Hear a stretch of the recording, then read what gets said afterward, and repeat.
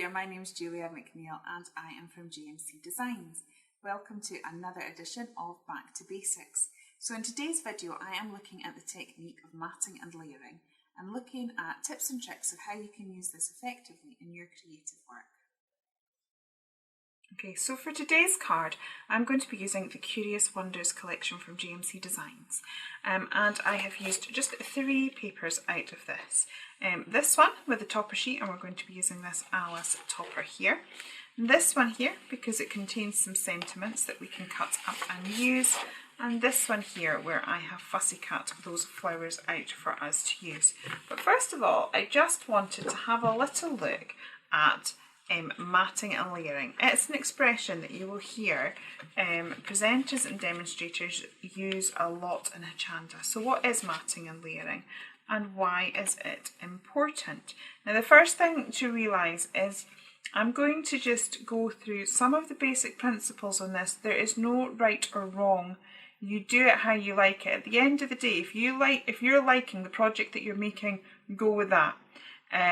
But sometimes maybe understanding the principles behind why we might do something allows us to make a choice into the direction that we want to take our project. So this is matting and layering. We have this here, and then if we put this on it here, we create a frame. So it's a bit like you might have a gorgeous photograph and it looks great, but you go out and buy a frame and all of a sudden it looks so much better. And that's because the eye is drawn in to look at what's going on inside that frame. So it's a trick of the brain and it helps the brain to focus on the main element. And then you can create almost like a double frame. If you were to go to the framers, you will find that you will end up with 2 or 3 mats and layers. And again, what that does is it creates this thing for the eye to look in, but it can also create an element of space, but still the eye will look at the focal image and not the space. But there's a couple of other tips and tricks that is worth keeping in mind, and that can be our choice of colour of mats. It's really easy when looking at something like this and thinking that's got blue in it, so I'll find a blue bit of paper and I will get that to match, and that looks fantastic. It does look absolutely brilliant like that. But if we're thinking of telling a story with our work, or there's something particular about the image that we want to emphasise, it's worth having a little think about that. So for example, and this tip is really good when it comes to scrapbooking, if our story or what we're thinking about is the person, that if we switch our mat and first of all we put a skin toned mat down, what then happens when we frame it there, so oops, if we have that, what then happens is the eye sees the face more. So if we do this, if I just kind of flip between what we had before, so we have that. Now this is great because it helps to see the overall picture, but if we have it there we go, we can, that emphasises her face, so that if the story is about her, or about a person in a photograph, having a neutral tone will just help to emphasise the person. Then we maybe put that down, and that helps to draw out the whole picture because it's blue. I'm just going to show a few other things to prove its point. If, for example, I was to do that, you will find that what your eye's drawn to more will be her hair and these 3 suns, because that's the colour. And as the eye's getting drawn in, it's seeing this, so it's automatically connecting to these different things. And then if I was to say switch that around and make that pink, you will find the thing that you see the most will be this. So for example, if you had a picture of somebody holding a red rose and the story was about the red rose, you might choose to make your mat red because that is part of your storytelling. But it might be that the story is about the person, in which case that we would go for this mat here. So that was just a couple of little principles that I thought were quite useful. So let's just now use those principles to make a card. So again, you can also do a double mat, that we've got that, so we're emphasising the person by using a skin toned mat. But again, we can have quite a stark frame And that really draws the eye in quite a lot, which is fabulous. Again, that draws the eye in too, but your eye spreads out over the whole picture.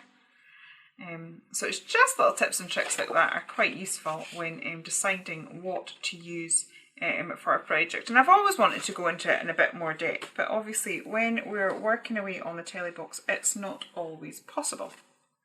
So I am going to create the large frame. So you can, obviously I am using a full piece of black here. If you want, you can gut your card, and what that basically means is that you're just taking the centre bit of card, seeing as the whole thing's not going to be seen anyway. It's really not a problem. So if you want to save card, you can do it that way, so that you're not using a whole thing that's mostly going to be covered up. Now, because I have gone for a black and white frame, let me decide. So, yeah, I'm trying to decide now. So, see what I mean? That is really drawing the eye in, but then if I flip that, it's a bit more, see, now I actually quite like that. I think it's a bit softer and I'm seeing the whole story, which works for me, but I'm also still seeing Alice because I've got that neutral ground. The other way that you can frame if you want, and I use this quite a lot, is that you can take a marker that's beside me now that I've gone hunting for it. So you can, I'm not going to do it on this because I want the skin tone to be emphasised, but what you then can do if you want to break between the layers, and this works well if you've got patterned paper on top of patterned paper, you can do this. But now we've very easily created a frame, and we're now going to have, so we've got 1, 2, maybe 3, 4, 5, 6, so we'll have 7 layers of the eye being drawn in. And that can really work wonders too. It's also going to hide that little pencil line that I've used to cut. Okay, so I'm just going to pop that there, like so. And we have very easily and quickly made a card. If you're unsure about whether you want to try card making, a collection that has a topper in it like this works really, really well, because it does take a lot. You've got the designers put the colours together, put a scene together. It's taken quite a bit of the composition is kind of done for you, which then means that you can sort of experiment a little bit and sort of find your way, find what you like. And it's not too expensive either. Our Dawn, she took this paper pad, and I'm trying to think exactly how many cards that she made with it, but it was a lot. And I know that the breakdown worked out at 17p a card anyway. So it's also, you can make very pretty cards very easily. So now we've got that. So we've got that that black, extra black is adding a lot of extra frame in there as well. So we very quickly and easily put a card together. I'm just, there we go. So we've got that, and then I have my sentiment here. So we've got before Alice got to Wonder, before Alison, can't speak, before Alice got to Wonderland, she had to fall. It's just a bit different, and again I am going to just edge these in black. I'm trying to think, will I? Yeah, because we're going plain and simple, I'm actually going to have the whole thing running along the bottom. So again, I'm going to edge it because otherwise it can be a bit lost. That's going to grind and around that. And as I said, I'm then going to get some of the flowers that I have fussy cut out and pop that down like so.